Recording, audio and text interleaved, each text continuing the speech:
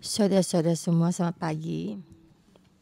Pagi ini kita renungan pagi Lukas pasal ke-6. Pagi ini yang khotbah ada Pastor Joshua berkorban untuk menjadi prajurit Tuhan, berkorban untuk menghadapi pemberontakan, melewati pemberontakan dan juga kepahitan, dan menjadi rakyat yang diberkati Tuhan. Ini yang dibicarakan oleh Lukas pasal 6.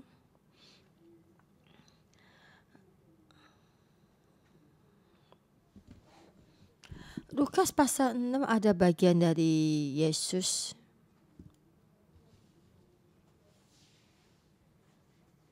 dari sama dengan Markus pasal 5 sampai pasal 7. Pak Markus yaitu kita dikasih itu tentang meninggikan di gunung, yaitu di pasal Markus pasal 5 sampai 7 ya. Yesus naik ke gunung dan murid-murid mengikutinya, dan di situ dia mengajar banyak orang dan juga membicarakan tentang pemerintahan firman, dan terus membicarakan dan tentang orang pintar tentang mendirikan rumah di atas batu,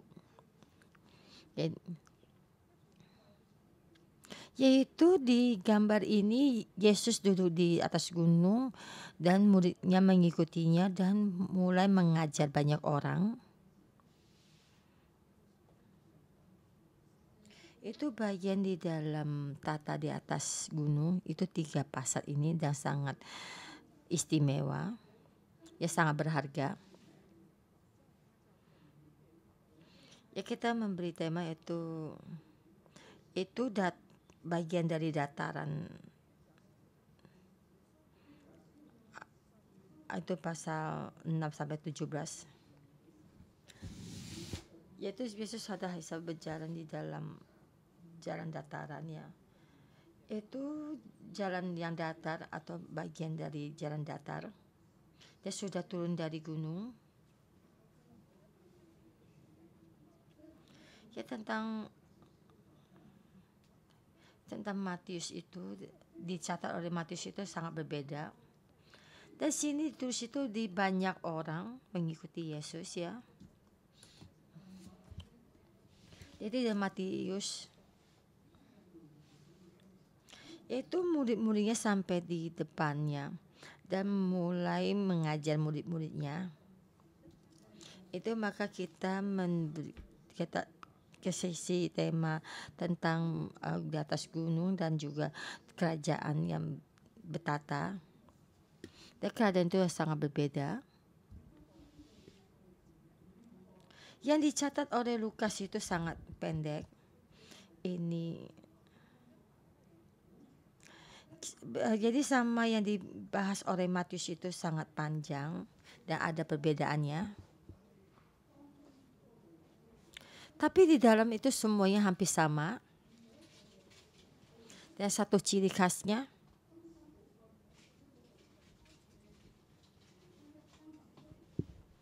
yaitu tentang bagaimana bertata itu di Matius itu di saat Yesus keluar memberitakan Injil. Jadi keadaan saat itu, di saat dimulai, belum ada orang Farisi dan juga belum ada orang yang memberontak. Tapi di Lukas, di sini dicatat orang Farisi sudah ada.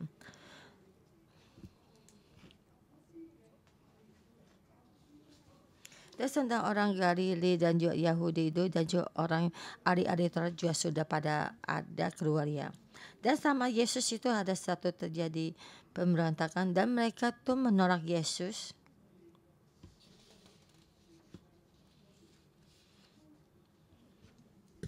Dan kita melihat kemarin Yesus bagaimana mengambil keputusan. Di situ mengatakan kamu tidak akan mengambil baju yang baru untuk menambah baju yang sudah kusam ya. Dan kamu melakukan begini dan baju yang lama juga akan robek, dan anggur baru tidak ditaruhkan di dalam kantong yang lama, dan kantong lama itu akan rusak.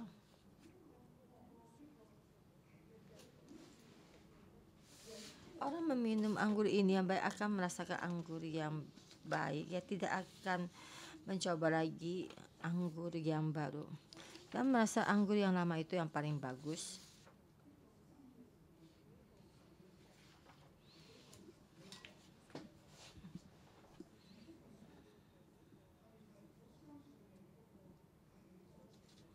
Orang Farisi yang percaya tentang kerajaan Daud itu ada perbedaannya, yaitu tentang tradisi yang lama sama yang Yesus ajarkan.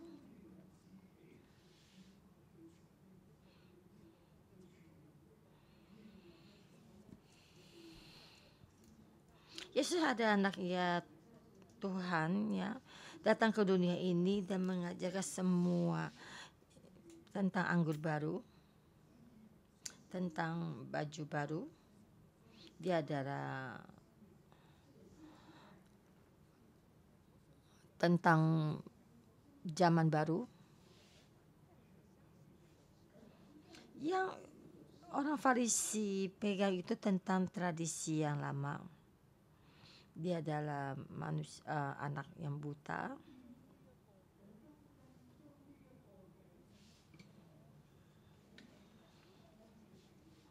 Jadi tentang Lukas ini ditaruh di dataran.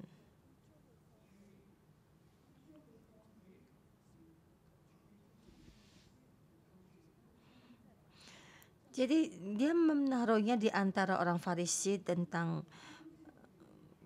pengajaran yang lama itu. Jadi sekarang kita melihat tentang dataran di Lukas ini, tentang pemberontak ini, keadaannya saat itu, dan memberitakan tentang dataran.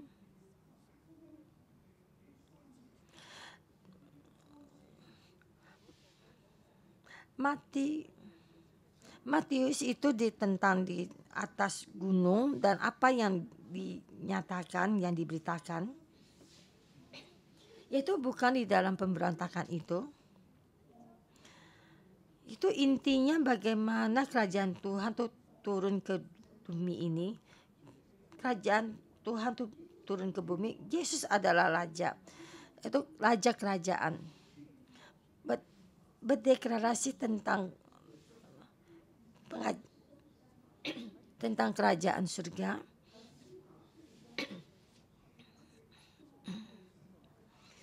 Kita menjadi rakyatnya kerajaan. Kita mesti bisa melewati kesulitan, melewati penganiayaan, dan menjadi rakyat yang diberkati.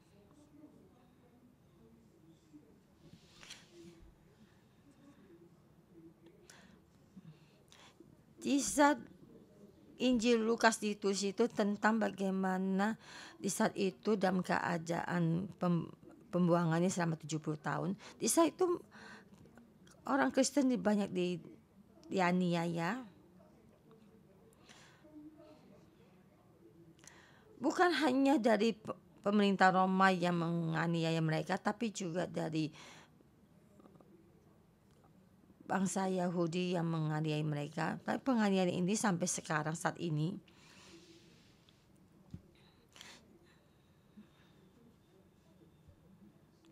Jadi kita ke Israel, kita mengenal orang Yahudi ya. Jadi mengenalnya, jadi memahami keadaan ini, dan kita mengenal Sulam, Labi Sulam, tempat yang dia tinggal. Dia sering dilempar api, dan kadang juga dilempar barang yang lainnya. Karena gerejanya juga sering dilempar barang-barang yang tidak baik ya. Eh, Pengikut Yahudi juga akan menganiayanya. Dia menghadapi banyak penganiayaan.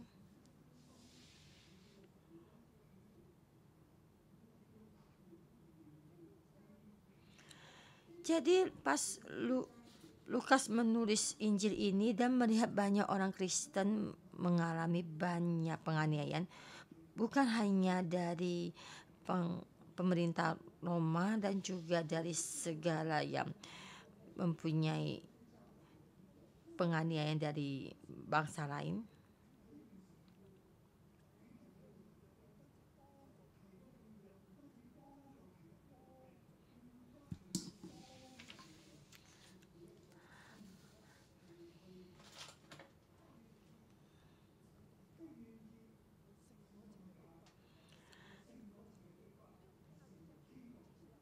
Jadi kita melihat tuh dari Lukas ini hanya tidak menjadi virus raja, tapi juga melihat bagaimana membantu banyak rakyat yang orang Kristen ya di dalam dataran ini. Maka saya menaruhnya di sini.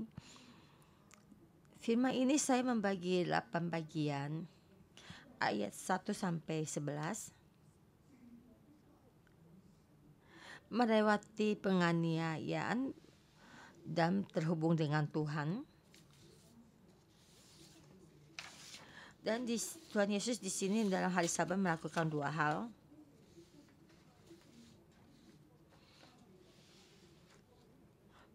Pada suatu hari Sabat, ketika Yesus berjalan di ladang gandum, murid-muridnya memetik bulir gandum dan memakannya, sementara mereka menghiasnya dengan tangannya. Tetapi orang Farisi berkata, mengapa kamu buat sesuatu yang tidak diperoleh pada hari Sabat? Karena waktu saya dengan simpel mengatakannya, di pas hari Sabat, Yesus melewati ladang gandum dan dia sibuk dengan pelayanannya. Dan saat itu murid-muridnya lapar. Dan murid-muridnya mengikuti Yesus di saat hari Sabat dan melewati ladang gandum. Muridnya lapar dan mengambil bulirnya gandum. Kalian tahu mereka itu sangat lapar sekali. Dan mereka ngambil bulirnya, bukannya pergi dicuci dan dimasak, tapi mereka langsung makan. Dan sangat-sangat lapar. Tapi mereka mengikuti Yesus.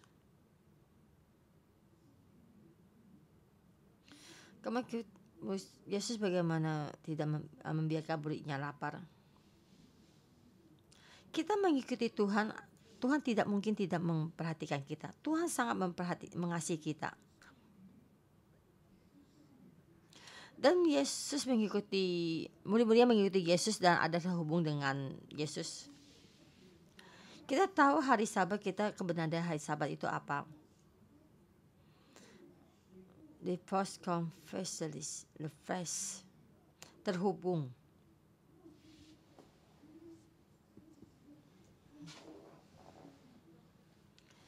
Dan sebab ini dari hari Sabat ini dan juga kebenaran hari Sabat itu dan keluar di dalam pengajaran dari lama punya ya. Jadi hari Sabat itu apapun tidak boleh tidak melakukan apa-apa. Bukannya tidak melakukan pekerjaan yang tidak benar-benar dia. Kamu bukan tidak boleh melakukan ini dan kamu di sini datang melakukannya dan terhubung dengan Tuhan dan juga diperbaharui, mendapatkan kenyang dan mendapatkan kesembuhan, terhubung dengan Tuhan.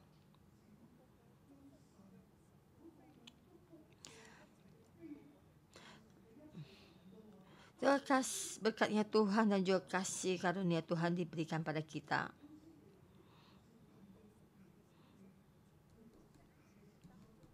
Di dalam hari Sabat itu dan juga yang kita membaca 10 perintah Tuhan, kita membaca semuanya. Dan mereka tuh tidak membaca yang beragam itu, karena hanya kehilangan dari hari Sabat. Dan mereka hanya berkata tuh tidak boleh melakukan apa-apa, hanya ini. Dan di saat itu Yesus membawa muridnya, dan orang Farisi juga mengikuti dan memperhatikan, karena ada saling berberokannya dan selalu mengikuti. Di saat hari Sabat, dan dia sengaja membuat muridnya makan, mengambil bulir gandum.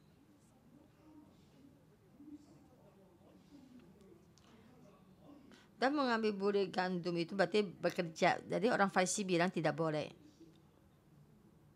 Dan Yesus berkata kepada mereka, dan yaitu Tuhan adalah hari Sabat, dan yang lainnya. Apalagi saya ini ada iman dari anak manusia adalah Tuhan atas hari Sabat. Jadi ini mempunyai arti dari hari Sabat. Jadi Yesus membuat orang Farisi tahu kalau hari Sabat itu supaya mereka tuh kenyang. Jadi di hadapan Tuhan itu mendapatkan pembaruan. Ada hari Sabat Tuhan. Hari Sabat itu dibuat untuk manusia.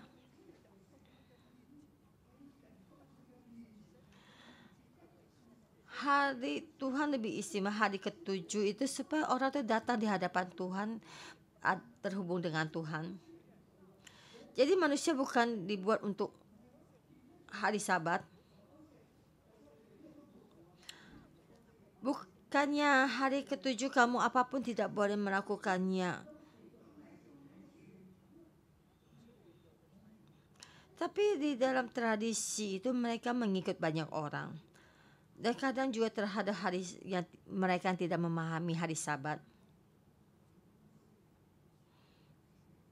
Jadi mereka menurut orang jangan di hari Sabat itu mendekatkan diri kepada Tuhan. Tapi di dalam hari Sabat ini, di dalam Tuhan itu membuat orang itu kenyang dan menjadi muridnya Tuhan. Melewati semua belenggu ini, melewati semua tekanan ini, datang di hadapan Tuhan, kita mesti berkorban. Yesus juga berkorban tentang hari ini. Kita menjadi muridnya Tuhan dan juga mereka berkorban. Tentang hari Sabat, Yesus datang di rumah ibadah dan lagi mengajar. Di situ ada orang yang tangannya mati sebelah ya. Dan orang Farisi melihat apakah Yesus mengamati Yesus, apakah Yesus menyembuhkan orang. Di dalam hari Sabat itu mereka tidak boleh bekerja dan tidak boleh menyembuhkan. Kalau orang ini sakit di hadapan Tuhan, kamu bawa di hadapan Tuhan juga tidak boleh menyembuhkannya. Tapi Yesus adalah hari Sabat, Tuhan hari Sabat. Jadi satu orang banyak datang di hadapan Tuhan, tangannya sudah mati. Dia mengharapkan mendapatkan kemenangan. Hari ke Sabat itu artinya refresh. Jadi bukannya tidak boleh melakukan apa-apa. Tidak melakukan apa-apa karena untuk memperbaharui. Saat ini orang ini membutuhkan pembaruan, mendapatkan kesembuhan. Yesus di hari Sabat itu menyembuhkannya. Terus karena ini tradisi yang lama, orang Farisi berunding untuk membunuh Yesus. Yesus mesti melakukan banyak pengorbanan dalam hari Sabat. Kerajaan Tuhan itu datang menghadapi pemberontakan dan tradisional pemberontakan.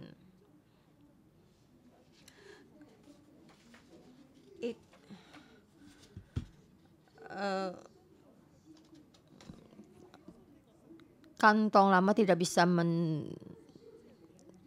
menaruh anggur baru dan baju yang baru tidak bisa ditambahkan kepada baju yang lama, dan orang yang meminum anggur yang baru tidak akan meminum anggur baru lagi.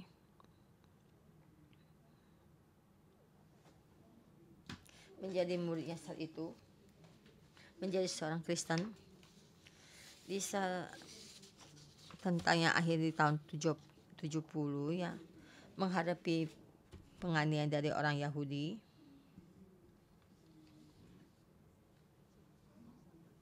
Dan mereka tuh memberontak tentang kerajaan Roma.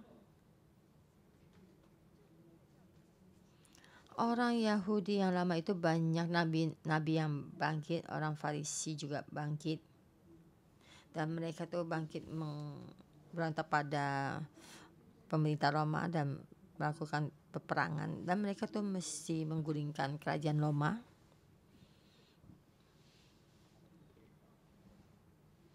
Dan mereka menganiaya orang Kristen ini.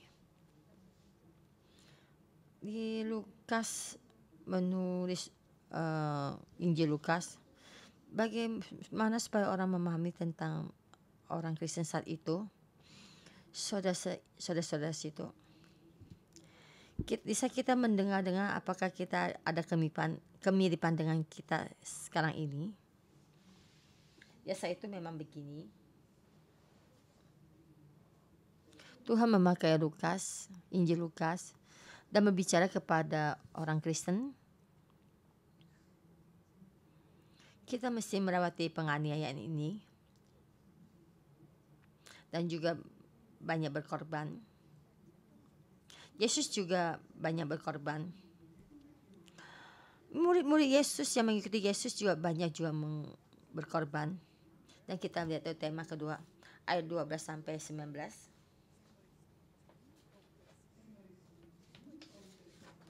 Menjadi penyelamat Tuhan. Nama Yesus itu adalah Tuhan yang menyelamatkan. Saya tidak membicarakan Yahweh, saya membicarakan Tuhan. Yaitu menjadi Tuhan yang penyelamat. Jadi Yesus dengan yang tradisi yang lama itu ada kesalahpahaman dan ingin mematikan tradisi yang lama. Di dalam keadaan ini, dan Yesus naik ke gunung dan berdoa sehari semalam, semalam-malamnya. Dan mereka memanggil murid-muridnya dan menjadi rasul. Yang di ayat 12, pada waktu itu pergilah Yesus ke bukit untuk berdoa, dan semalam-malaman ia berdoa pada Allah. Ketika hari siang ia memanggil 2 murid-muridnya kepadanya, lalu memilih dari antara mereka 12 orang yang disebutnya rasul. Dan 12 orang ini ada namanya dan sudah dicatat di sini. Dan menyebut mereka adalah rasul. Yaitu rasul.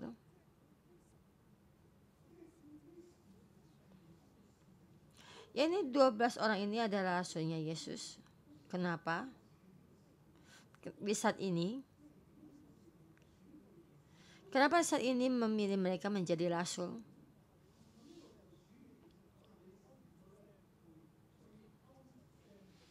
Jadi bukan saat ini memilih kalian, kan kalian adalah sangat yang pantas untuk mendapatkan penghargaan ya. Kalian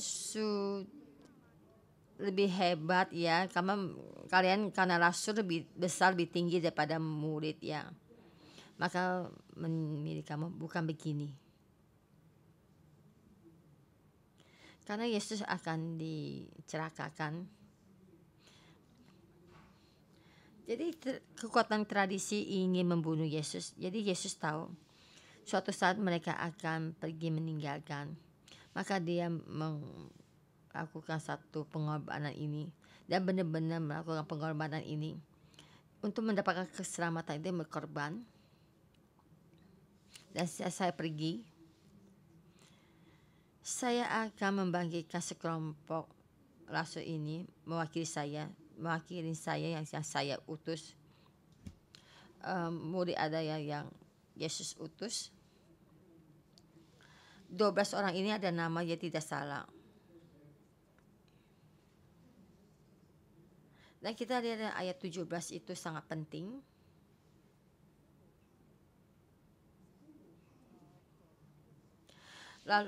Lalu ia turun dengan mereka dan berhenti pada suatu tempat yang datar.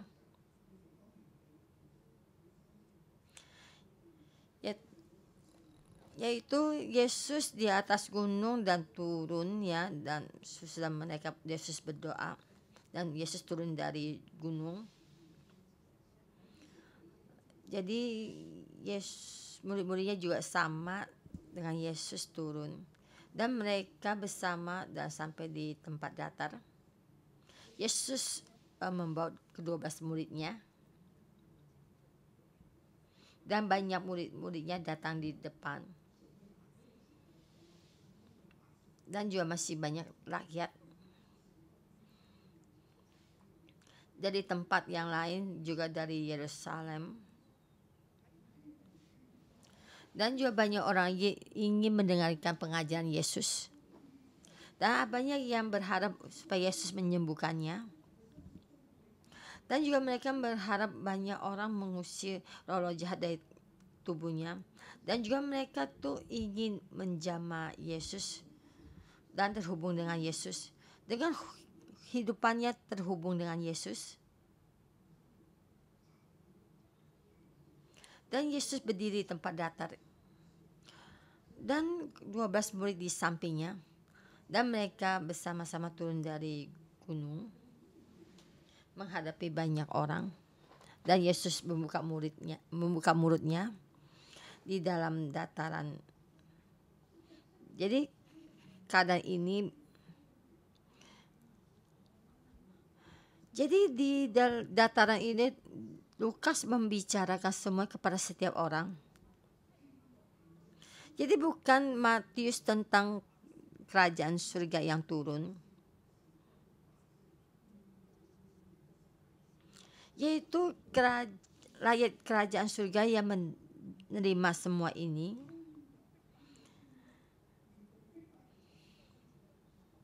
Di dalam keadaan pemberontakan ini dan penganiayaan ini yang dibicarakan keluar. Dan dengan terang ini kita melihat Yesus membicarakan apa?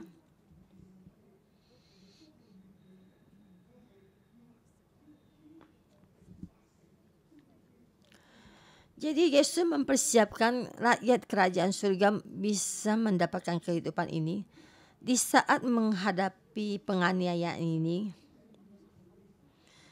Bukannya menghindari kepahitan dan penganiayaan. Dan kita juga bukannya sengaja mencari kepahitan dan penganiayaan. Tapi kita mesti melewati kesulitan ini.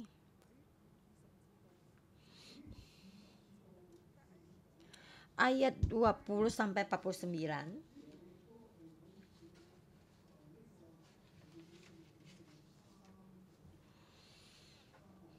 Dan kita di sini bisa melihat dalam dataran ini kita melihat 3 bagian kecil, ya, tentang rakyatnya Tuhan.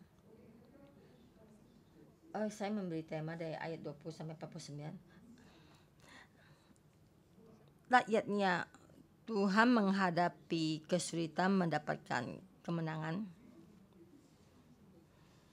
Kita rakyat kerajaan mesti menghadapi kesulitan, pasti akan melewati kesulitan ini dan pasti kita mendapatkan penghargaan.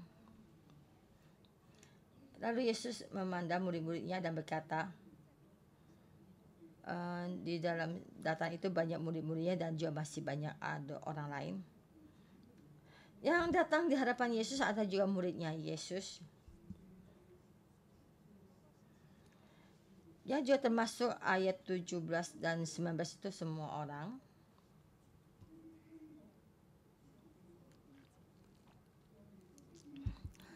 Di sini orang yang berharap bisa menjamah Yesus dan mendapatkan kesembuhan dari Yesus. Yesus memandang mereka. Lukas menyebut mereka adalah murid. Ayat 21, berbahagialah hai kamu yang sekarang ini lapar, karena kamu akan dipuaskan. Berbahagialah orang yang ayat 20, berbahagialah hai kamu yang miskin, karena kamu yang punya kerajaan surga. Berbahagialah hai kamu yang sekarang ini lapar, karena kamu akan dipuaskan. Berbahagialah hai kamu yang sekarang ini menangis, karena kamu akan tertawa. Ayat 22, berbahagialah kamu jika karena anak manusia orang membenci kamu, dan jika mereka mengucilkan kamu dan mencela kamu serta menolak namamu sebagai sesuatu yang jahat. Jika orang mengucilkan kamu dan mencela kamu dan menolak kamu, maka karena sebagai orang jahat, maka kamu mendapatkan berkat. Ayat 23, bersukacita pada waktu itu dan bergembiralah, sebab sesungguhnya upahmu besar di surga, karena secara demikian juga nenek moyang mereka telah memperlakukan para nabi. Jadi menjadi nabi Tuhan, mereka juga menghadapi penganiayaan. Hari ini juga sama. Jadi sekarang Tuhan memberitakan tentang kebenaran kerajaan surga. Karena dia anaknya Tuhan datang ke dunia ini, dan seperti nabi juga mereka juga dianiaya. Menjadi muridnya Yesus, kita juga menghadapi penganiayaan ini. Di setiap orang yang didatang ini, orang yang lapar dan orang yang percaya pada Yesus, kita sepertinya apa-apa tidak ada. Jadi mereka datang di hadapan menjadi murid Yesus. Jadi seperti orang Farisi ini, seperti apa-apa ada. Mereka tuh ada. Dan ada juga yang apa-apa tidak ada. Dia kira menganiaya orang. Dan mereka tuh bertahan tentang penganiayaan mereka.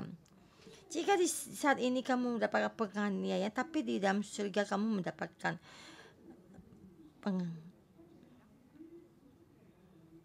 Jadi sini kata kamu yang kayak ini, kamu akan mendapatkan bencana. Kamu orang yang sedang ketahui juga akan mendapat bencana. Kamu orang saat bergembira itu sesungguhnya upahmu.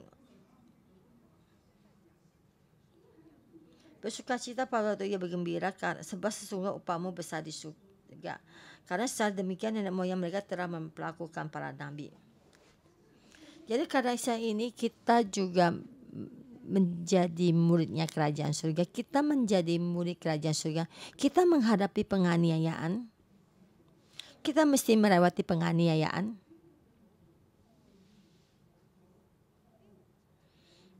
Kita menjadi murid kerajaan surga. Kita mesti ada kasih dan memaafkan. Tidak menghakimi. Ayat 27 sampai 38 yaitu tentang kasih.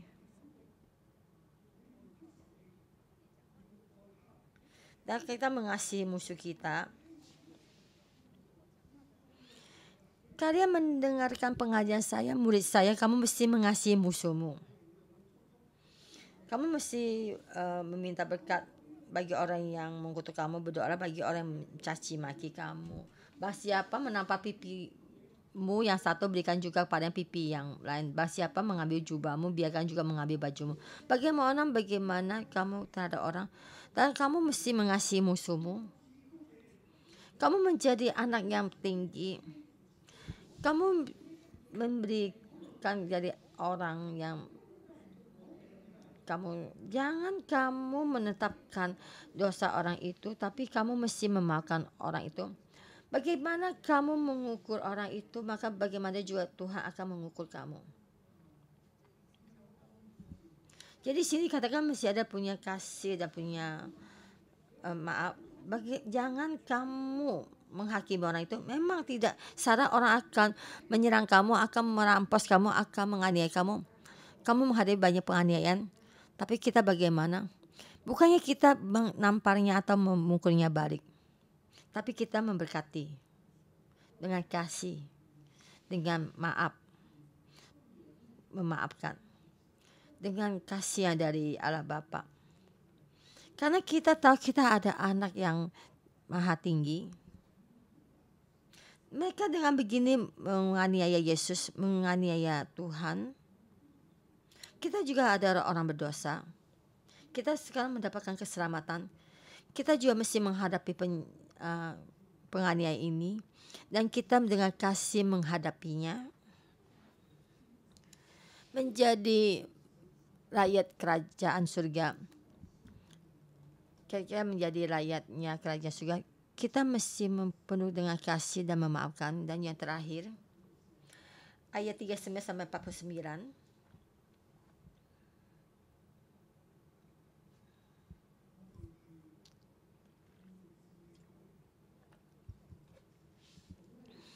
Kita mesti ada bertobat dan juga hati taat. Ayat 39 sampai 45. Dan kita begitu bertobat.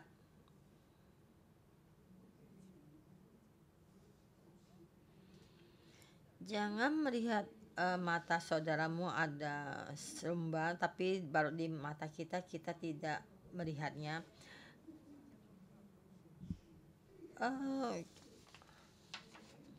Buah yang baik menghasilkan buah yang baik, buah jahat menghasilkan yang buah jahat. Jadi kita mesti berubah. Jadi kita jangan menyuruh kamu mesti berubah, tapi kita sendiri tidak berubah.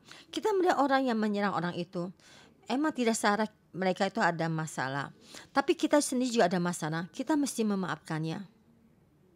Jadi orang yang menyerang orang itu, kamu ada bencana. Karena kamu tidak melihat di barok di mata sendiri, tapi melihat serumba di mata orang lain. Tapi di mata kita ada duri, tapi di matanya ada barok. Kita juga tidak berhak untuk menghakiminya, karena kita sendiri juga ada serumbar. Kita mesti ada kehidupan yang berubah. Kita mesti ada yang hidup yang memaafkan. Dan juga ada lagi 2 fondasi, yaitu membangun rumah yaitu taat dan kita mendengarkan firman Tuhan. Kita percaya dengan firman Tuhan dan taat di bawah firman Tuhan dan mendengar dan melakukannya. Menjadi rakyat kerajaan surga, rakyatnya Tuhan. Kita menghadapi penganiayaan orang. Bukannya kejahatan dibalas dengan jahatan. Bukan juga kita menghindari. Kalau begitu saya tidak percaya lagi. Saya balik lagi ke dalam pengajaran orang Yahudi. Dan kalau itu oke. Jadi kita sudah menghindarinya. Tapi kamu tidak berjalan kebenaran firman Tuhan. Kita mendengar dan kita menjalankannya. Menghadapi penganiayaan. Kita tidak boleh menghindari. Kita mesti melewatinya. Dan juga dengan kasih kita menang. Bukan membalas dendam untuk memenangkannya. Kita melihat tentang kesengsaraan Lukas menghadapi saat itu. Di saat itu mereka dipukul sama orang Yahudi sangat menderita dan juga dalam kesulitan. Karena orang Yahudi ini ada hubungan dengan pemerintah. Jadi pemerintah dengan pemerintah agama itu ada hubungannya. Setiap orang seperti Yesus mesti jalan ke jalannya kayu salib. Dan Yesus berkata, yang menjadi murid saya mesti memikul salibnya sendiri. Jika tidak memikul salibnya sendiri, tidak pantas menjadi murid saya. Mengasihi orang tuanya tidak mengasihi saya, tidak pantas menjadi murid saya. Tidak berkorban buat saya, tidak pantas menjadi murid saya. Kenapa? Menghadapi semua penganiayaan, memohon Tuhan membantu kita dan saya bicara sampai akhir. Saya tidak ingin saudara-saudara kita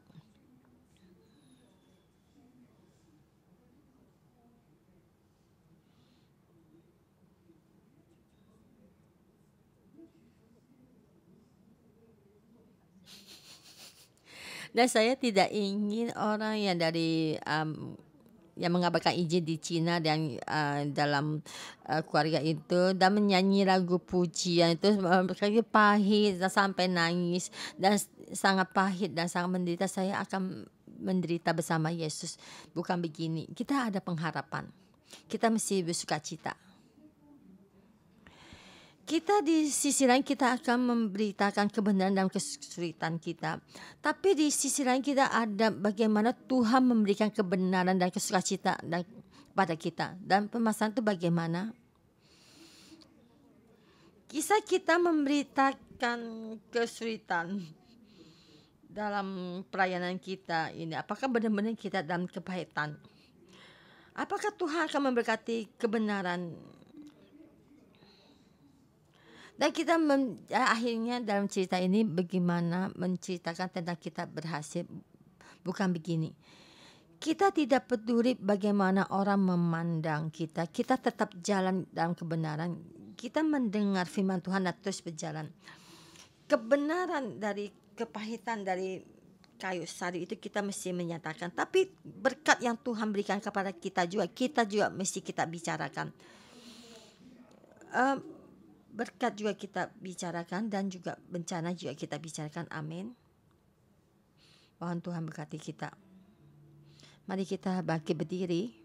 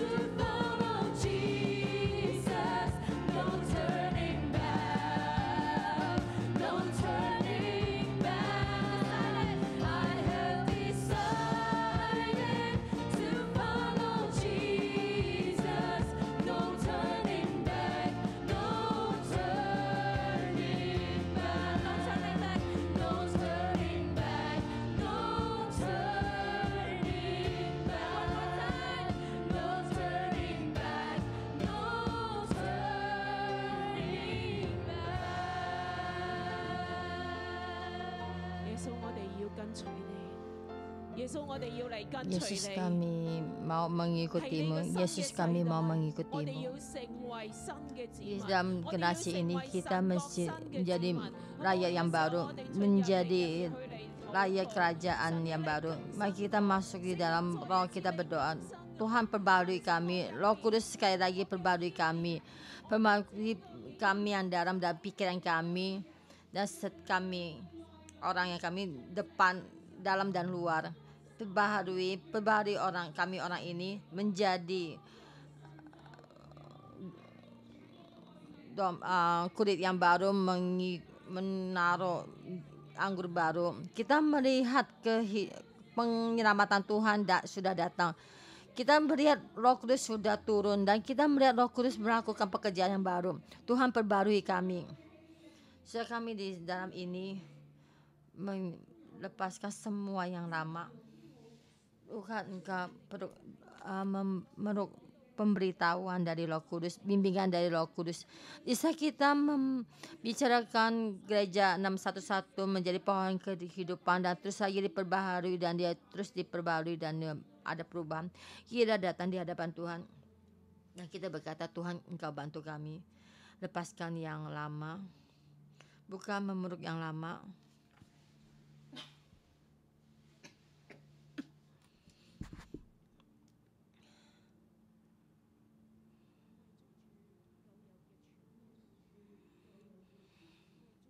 Juga bukannya mengikuti yang lama ini, bagaimana gereja lama melakukannya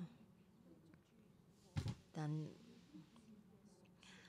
berpegang pada apa yang kita kenal, apa yang kita tahu dengan tradisi yang sehari-hari yang kita kenal, dan satu cara yang sudah lewat,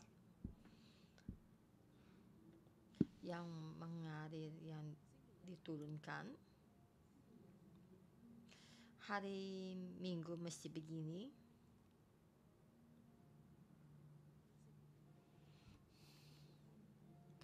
Roh Kudus memohon kau menjamah yang hati yang kami yang dalam. Apakah kami mengharapkan Roh Kudus yang baru, penglihatan yang baru, bimbingan yang baru di dalam hari Sabat? Apa yang kita kerjakan dan kita bagaimana? Apakah kita masih berpegang pada tradisi yang lama? Apakah menjadi yang bekerja, ada yang menekan? Apakah kita mesti menantang kerajaan surga? Apakah kita mengikuti Yesus?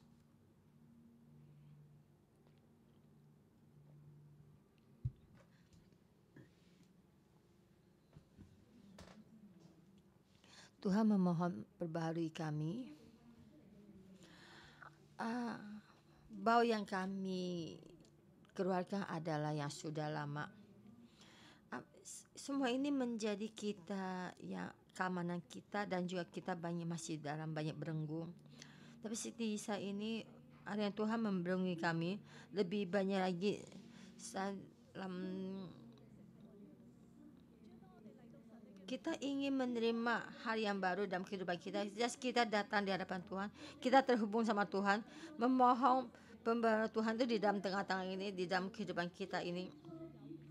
Tuhan, kita tidak hanya mengandalkan apa yang lama ini. Ini dalam saat ini Roh Kudus berbicara pada kita. Di dalam kehidupan kita, apa yang sudah lama, ini adalah yang kita yang paling aman. Ini seluruh orang ini, Tuhan memohon saat ini Engkau perbarui banyak semua yang sudah kita terbiasa dan juga pikiran kita yang tidak bisa berubah. Kita merasa usia kita sudah tua, kita tidak bisa memperbarui. Tapi di saat Roh Kudus di tengah-tengahmu, kita berdeklarasi dalam kehidupan kita akan diperbarui. Tuhan perbarui seperti hujan jatuh di dalam tubuh kita, banyak debu-debu yang lama itu sudah hilang, diambil. Roh Kudus lebih banyak lagi, kami memohon lebih banyak lagi.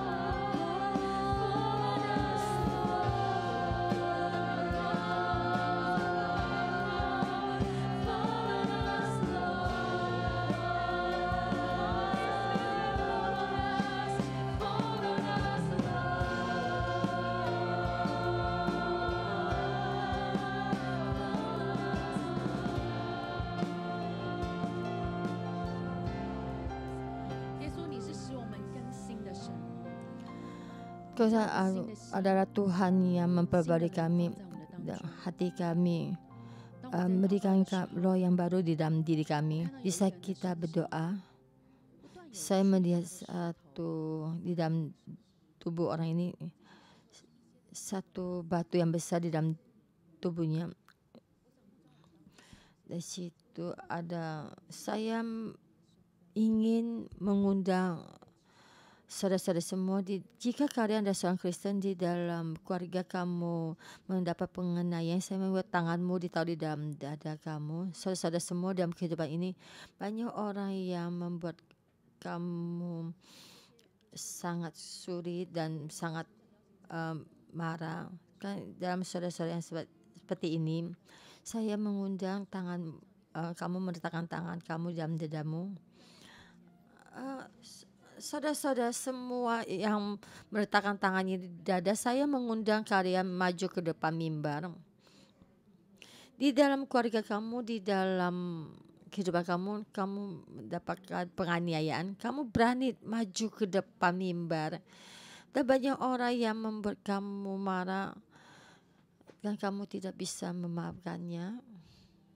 Kamu berani datang di hadapan Tuhan, di depan mimbar. Tuhan Roh Kudus di tengah-tengah kami. Banyak saudara-saudara semua mendapat penganiayaan dan kesulitan dan tidak berdaya menerimanya.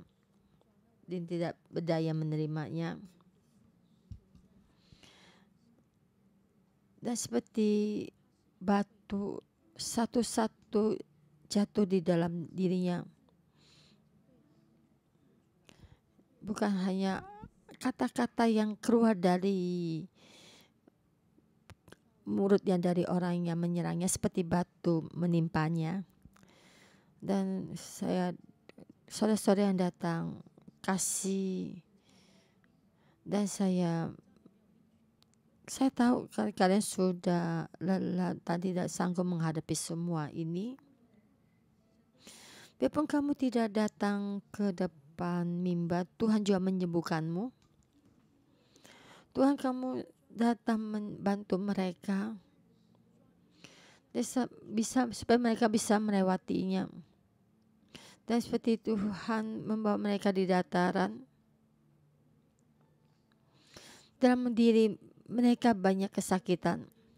Tuhan, Engkau memberikan kasih mereka pada saudara-saudara semua, dari kesakitan yang mereka dapatkan dari orang yang menganiaya mereka, dan juga karena emosi yang tidak terkendali. Tuhan, Engkau datang sendiri membantu kami di dalam semua ini. Engkau memberi dan penganiayaan ini, berikan kami ada kasih dan maaf. Tuhan, Engkau memberikan kami roh yang baru, dan kami akan mendapatkan satu kantong baru. Jadi kita mengandalkan Tuhan, kami bisa mendapatkan kasih. Tuhan, karena Engkaulah Tuhan kami sudah bisa mendapatkan kasih karena datang darimu. Kami bisa memaafkan orang yang menyerang kita, karena Yesus yang baik, karena Tuhan membantu kita. Biarpun kamu di dalam depan ini, kamu tidak bisa memaafkan orang yang menyakiti kamu, tapi kita mengandalkan Tuhan. Tuhan membantu kita. Mari kita buka mulut kita memaafkan. Tuhan, Engkau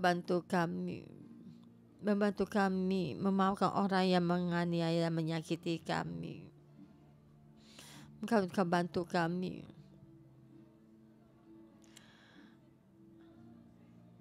Dan kita membuka mulut kita memaafkan orang yang menyakiti kita, yang menyerang kita, yang menyakiti kita. Dan juga melepaskan semua beban kita. Dan Tuhan, Engkau bersama kami.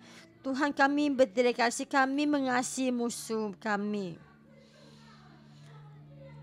Kami ada menjadi anak dari kerajaan-Mu. Tuhan, kita kami merasa sangat rendah, tapi kami berdedikasi, kami tidak rendah. Kami berdedikasi, dan orang yang menyakiti kita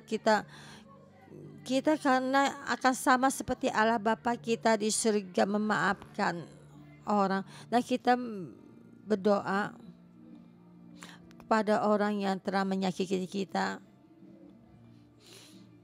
Kita memaafkan orang yang menyakiti kita.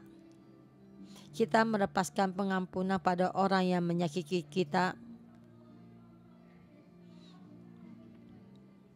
Tuhan, di dalam kasih kami percaya, karena ada Tuhan di dalam pengharapan, karena bersama Tuhan kita mempercayai kekuatan. Tuhan, kami berterima kasih kepada ada suara doa yang ada suara dan tidak ada suara kami dalam dunia ini. Tuhan, kami percaya Engkau mendengarkan doa kami, karena kami ada anak-Mu, karena anak-anak-Mu, karena anak yang di dalam kerajaan yang paling tinggi. Kami biasa melakukan kejahatan karena kita akan sama seperti Yesus tidak melakukan kejahatan. Kita dalam soal ini karena kekuatan kita bisa berubah. Kita apa yang kita lakukan, dan karena dalam kasih, karena kita sudah dikasih Yesus, masa kita mau berubah. Mari kita bersama-sama kita bangkit berdiri dan kita berdoa untuk kehidupan kita sendiri. Ada berubah dan mau bisa memaafkan dan adakan pembuahan. Mari kita bangkit berdiri dan kita berdoa untuk diri kita sendiri. Yang nyanyikan worship, tetap menyanyikan nyanyi puja ini, dan kita berdoa buat diri kita sendiri. Berdoa untuk diri kita sendiri di dalam bimbingan Roh Kudus. Kita setiap minggu kita selalu membawakan pengampunan dan perubahan dalam kehidupan kita, dan kita melihat apa di dalam Tuhan, kita melihat apa permasalahan dalam diri kita. Di dalam Tuhan kita melihat permasalahan kita, bukannya melihat permasalahan orang lain. Dan firman Tuhan ada buat diri kita sendiri, ada juga membuat perubahan dan juga pertobatan dalam tubuh kita. Kita berdoa untuk diri kita sendiri. Tuhan, kami ingin seperti-Mu. Yesus, Engkau adalah contoh kami. Kami mau memuji-Mu.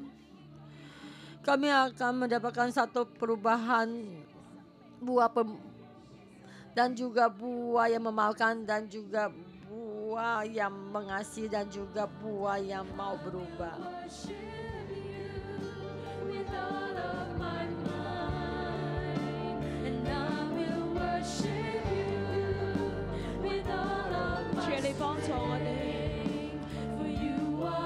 Tuhan, Kau bantu kami.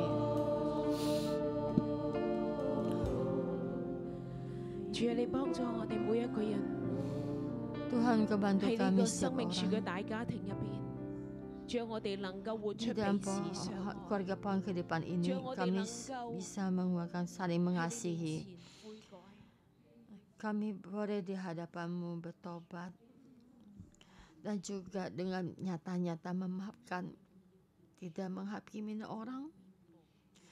Engkau memaafkan orang, kamu akan dimaafkan.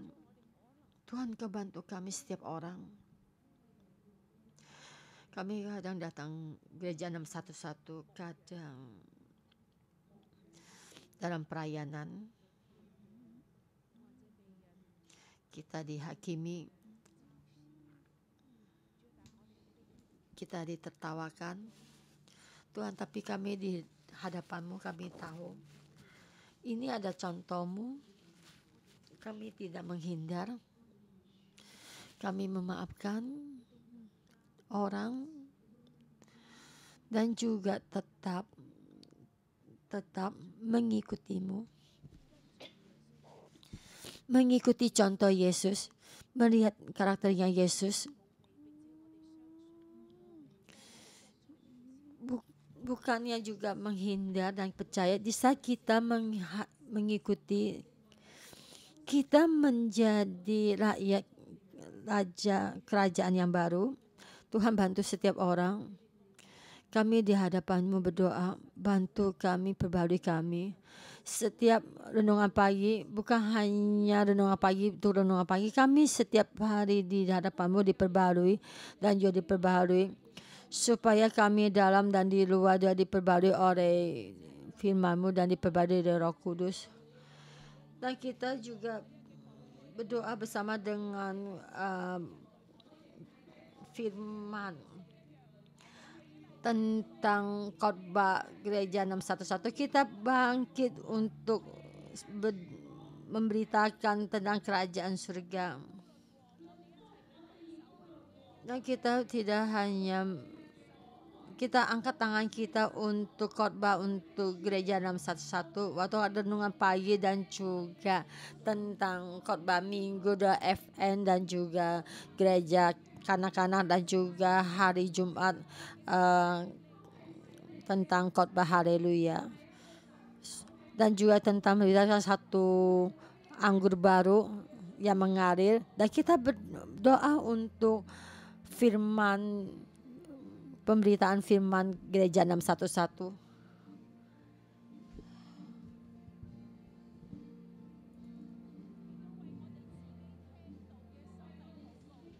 Dan juga berdoa untuk diri kita yang mendengar kita, supaya kita menjadi telinga yang dengar-dengaran dan juga mendengarkan firman yang baru, yang ada aliran air yang baru. Kita bukan mendengar firman yang baru itu, kita bukan tidak menyerang atau menolak, tapi memohon Tuhan supaya kita mempunyai telinga yang dengar-dengaran dan mempunyai hati yang diajar. Dan kita mendengar apa yang Yesus katakan, dan apa yang Yesus katakan kepada muridnya. Dan semua apapun ya, supaya kita bisa mendengar dengan benar. Dan kita tahu supaya ini ada yang berbaik untuk kita. Dan kita menjadi murid kerajaan surga. Apa yang kita dengarkan terhadap kita ada manfaatnya. Yesus, kami berterima kasih dan memuji-Mu. Termasuk gereja 611 selama 20 tahun ini, apa yang diberitakan dari firman Tuhan dari ini, dan saya berterima kasih dengan besar. Dan kehidupan saya mengalami banyak kesulitan dalam penyakit kanker dan menghadapi pemberontakan, menghadapi wabah penyakit ini. Dan semua firman ini juga memberitakan kami, membantu menenteramkan hati kami dan membawa kami satu-satu melewati firman-Mu yang baik, dan juga terhadap pemberitaan firman di dalam gereja. Dan satu saya berterima kasih dan Kau memakai mimbar ini dan memberkati setiap orang yang berdiri di dalam mimbar ini dan menyaksikan bagaimana Tuhan mengendali dan mengasihi dari Tuhan. Dan saya berkati dalam nama Tuhan, saya memberkati dan saya berdeklarasi apa yang firman diberitakan dari gereja kasih semua sampai di dalam tempat di Hong Kong ini, dan sampai firman-Mu sampai ke seluruh bagian Hong Kong, pelosok Hong Kong, dan juga sampai seluruh dunia. Dan Tuhan memakai kami lebih besar lagi. Dan saya menserahkan Pastor Joshua dalam tangan-Mu. Karunia-Mu lebih besar dan lebih banyak sampai di dalam tubuhnya. Dia setiap minggu dengan carikan semua firman-Nya, dan Tuhan memberikan lebih banyak di dalam Pastor Yosua. Tuhan Yesus, kami berterima kasih, memuji-Mu, dan juga Tuhan kita berdoa untuk gereja kita dan juga gereja luar, hubungan dengan gereja luar kita berdoa, dan apa yang diberitakan dari gereja kita juga bisa membantu kehidupan saudara semua, biarpun gereja mana. Dan yang bersedia mendengar, yang punya telinga mendengar, berkati juga tentang media kita, tentang berita ini, apa yang berita yang dari Tuhan tentang kehidupan, dan berita ini sampai di ruang, dan berkati gereja, media di gereja kita, dan bangkit menjadi murid kerajaan surga, dan Tuhan berkati berita ini melalui media ini diberitakan keluar, bukan hanya saudara-saudari yang gereja satu-satu yang mendengar, dan juga saudara-saudari gereja lain juga mendengar. dan sudah membentuk menjadi rakyat prajurit yang baru. Bukan hanya di dalam sini diberitakan keluar memberkati saudara gereja 611, cabang-cabang gereja 611 yang lain sampai seluruh dunia, sama yang di sini, dan gereja Cina, dan tuh dia mereka mendengar dan sendiri berbalik mimbar ini dalam nama Tuhan Yesus berdoa, amin. Terima kasih Tuhan. Saudara-saudara semua, bisa kita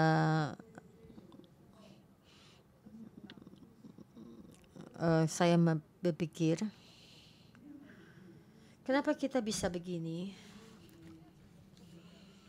Kita menjadi rakyat kerajaan surga yang baru dan menjadi rakyat yang diberkati. Kita menghadapi kesulitan dan dalam sekarang saya bertanya pada diri sendiri, kenapa kita bisa berjaya sampai saat ini? Tuhan memberkati kita. Kita bersedia berkorban menghadapi kesulitan. Kebenaran firman Tuhan kita katakan dan kita tidak menghindar.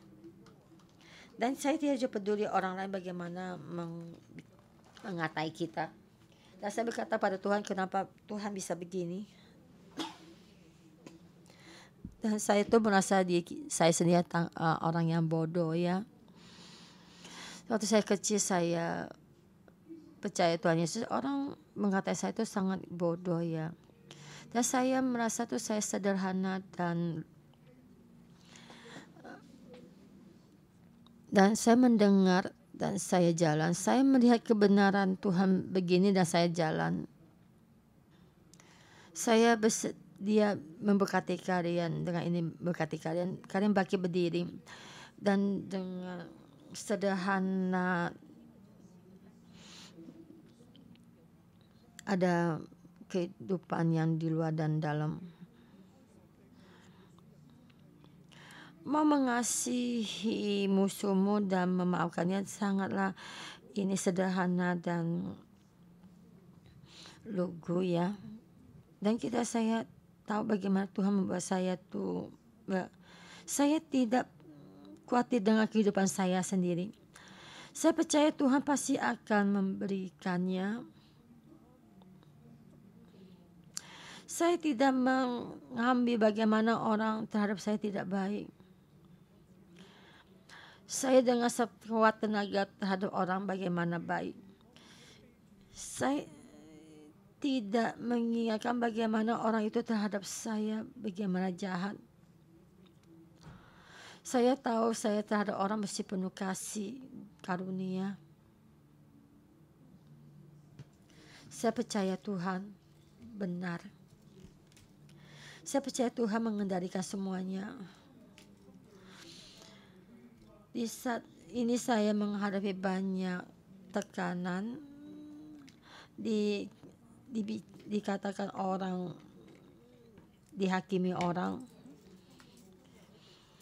Di dalam dunia ini tidak ada kebenaran, keadilan. Saya percaya di surga ada. Saya percaya Tuhan beli dan di saat ini juga ada. Dan saya ini dengan sederhana dan lugu mengikutinya.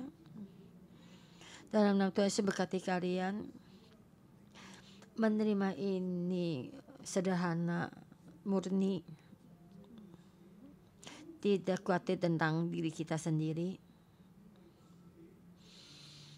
bukan untuk diri sendiri mencari kebenaran dan juga tidak seimbang. Buat satu firman yang dari Tuhan, karunia,